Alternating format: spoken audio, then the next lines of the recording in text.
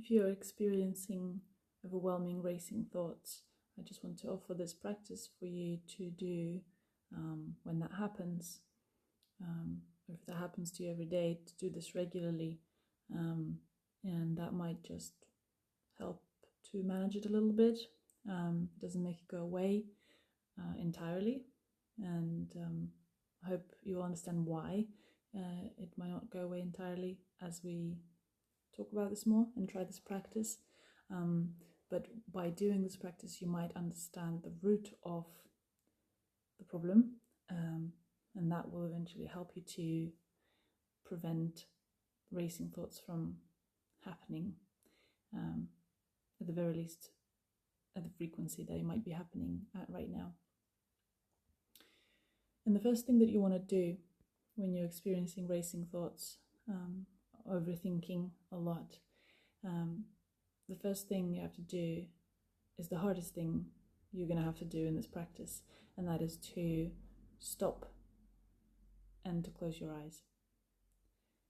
So obviously if you're driving, don't do that, but if you are at home, if you're in an office, if you're walking, I just want you to pause and to close your eyes. If you don't want to close your eyes, you can do that with your eyes open, but the point is to stop your body, because a lot of the time people that are having racing thoughts and are overthinking are going to be fidgeting, or scrolling on their phone, or multitasking, going kind of 100 miles an hour, because we kind of become merged with the energy of the racing thoughts.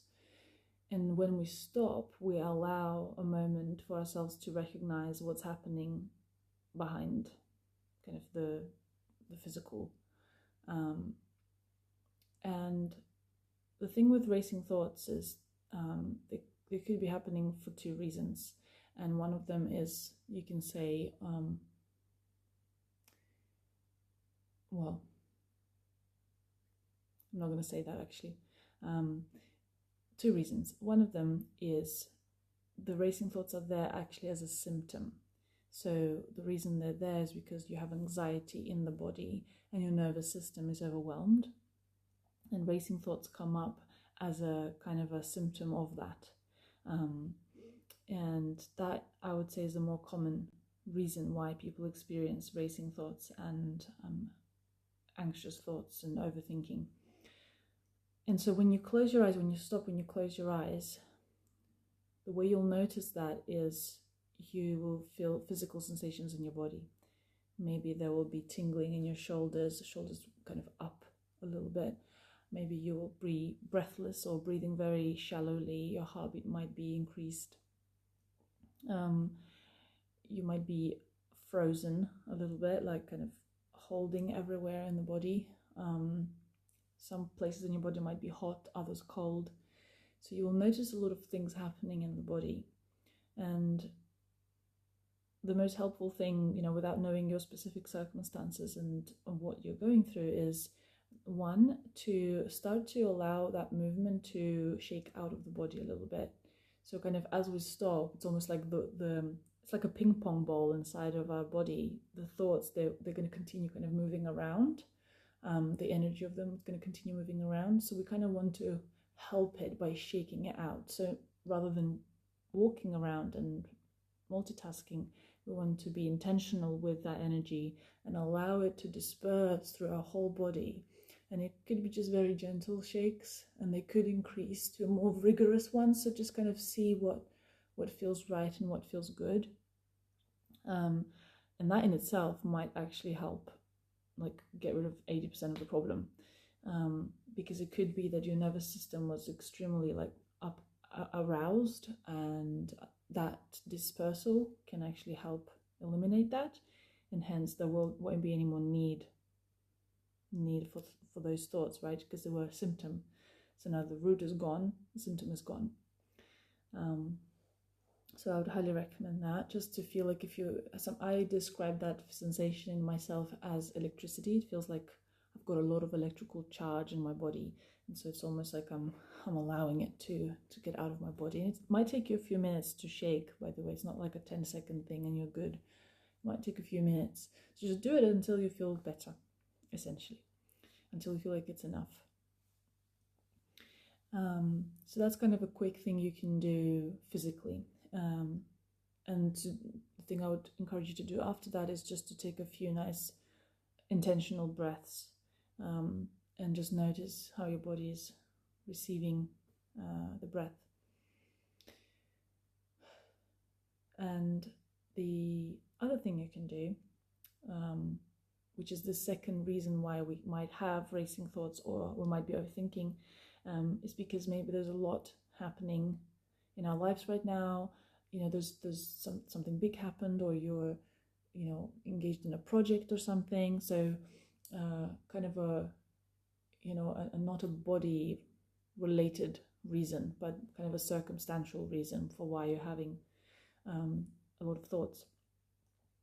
In any case, the other thing that you could do is to, as you stop and you sit and close your eyes, or for that part you might be more beneficial to close your eyes if you can, is to imagine your thoughts as an entity, like give it a form.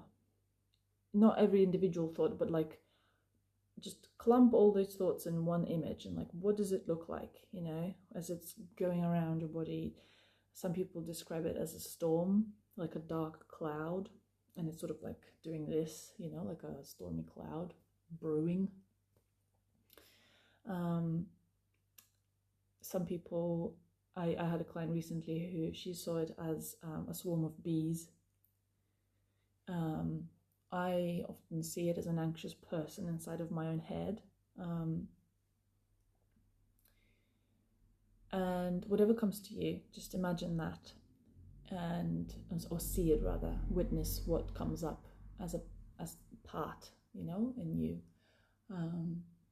And I want you to ask that part, a question, or kind of almost like inquire or get a feel for, what does that part need right now? What does it need? And you will be surprised that an answer might come in. So first thing I would do with that part to actually be able to even ask it that question, which you might find helpful, is to take it out of your head. Like, imagine that there's this part inside of you, whether it's a stormy cloud or a swarm of bees or a person or whatever you want, and like imagine it like coming out of your head, so it's like in front of you. That will help you distance yourself from it and not merge with it, to realize that these thoughts are not you, it's a separate part. So when you take it out, then you can ask it, what do you need? We'll get a feeling, what does it need? And it will give you an answer.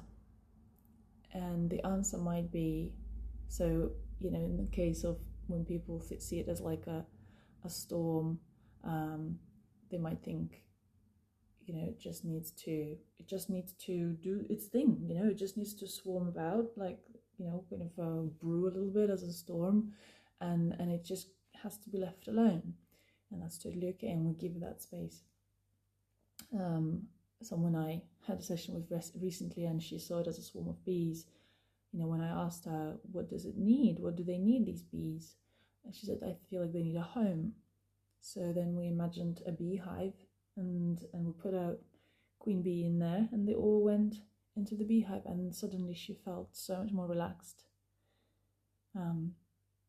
because I had a home now, and she didn't have to do anything with them, right? They were good now. When I imagine a person, for me it's always a person normally that I see, and they're scared. When I have all these racing thoughts, it's a fear, actually, for me personally. And the thing that person needs normally is comfort. And I always put a blanket over that person, and I kind of put it to bed, and I say, it's okay, you can rest now. Because oftentimes I start having racing thoughts and anxious overthinking when I'm tired in the evening. And and that's actually, I've recognized, is my clue or my cue to go to bed and rest. And so I give that to my brain, and I kind of recognize the need, the actual physical need there, and then I go and do it when I am able to respond to that need. So there you go. These are the two tools that you can use. So first, check in with the body, or you can do the other way around. If checking in with the body first feels impossible, unattainable, do the exercise with the mind first. Take the thoughts out of your head, give them what they need, and then check in with your body. Disperse any energy that needs to be dispersed, and take a nice few breaths. But just remember that the reason why thoughts come up, and I've made a video before about this, and I will link it down below if you want to check it out, why we have a lot of these like racing thoughts or too many thoughts or maybe even intrusive thoughts. They are a symptom of a deeper issue, and they're not a problem in and of themselves. They're simply like bells ringing and signaling of something else. And instead of trying to suppress them or medicate them or drug them or do anything else with them, we can think about what do they need and why they're coming up. What's underneath them, and so we can stop seeing them as like an enemy almost, and recognize that actually they're like a signal, and every time they come up, we can start looking for where's the root, where's the cause of this symptom. So I'd highly recommend kind of doing a bit of inquiry if this is a common issue for you and you're struggling with this a lot, to really have a look at your life as a whole. What's happening in your life and what needs are not being met consistently that is causing your mind to constantly overthink and have these racing thoughts, intrusive thoughts. And there will always be answers and cues and clues to those answers, to those questions, sorry. And when you deal with the root of it, there's no more need for a symptom to arise. So I hope that's helpful. It's a nice and short one. I hope this is a useful practice for you. Use it whenever you need it. And see you in the next one.